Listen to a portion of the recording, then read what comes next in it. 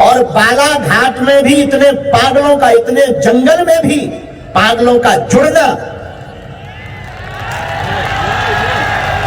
याद रखना, इस भारत पर जब आतताई अंग्रेज अत्याचार कर रहे थे, उन अंग्रेजों का हटाने का बिगुल भी इसी जंगल से वीर बिरसा मुंडा के द्वारा उठाया गया था।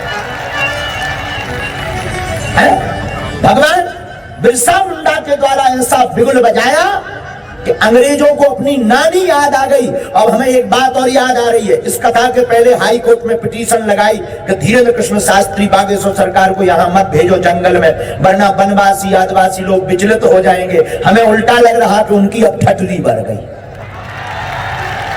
क्या उन्हें लग रहा था कि रुक जाएगी, पर सच ये है विरोध करने वाले भी कुछ अंग्रेज ही हैं।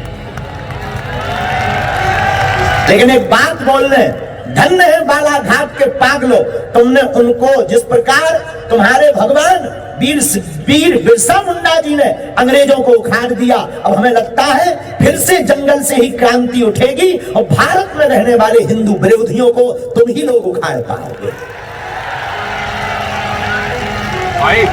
क्यों? जो भोले भाले लोग हैं उनको तरह तरह का हरि उल्लाह दिखाकर,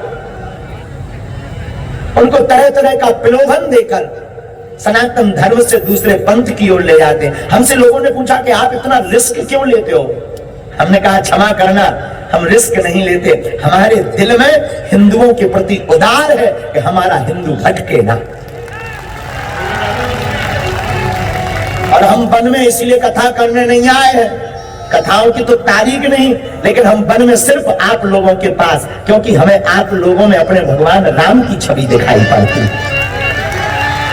आप अपना गौरव भूलना मत, वन में रहने वाले वनवासियों, तुम उस वंश के हो, उस खानदान के हो कि तुम्हारी पूर्वज की पीढ़ी ने भगवान राम का साथ जिस प्रकार दिया था। अब हम प्रार्थना करेंगे, अब तुम्हारी फिर जरूरत है, अब तुम्हें हिंदू राष्ट्र का साथ देना पड़ेगा। जिस प्रकार राम जी बन गए तो राम बन गए, राम जी बन गए तो राम बन गए।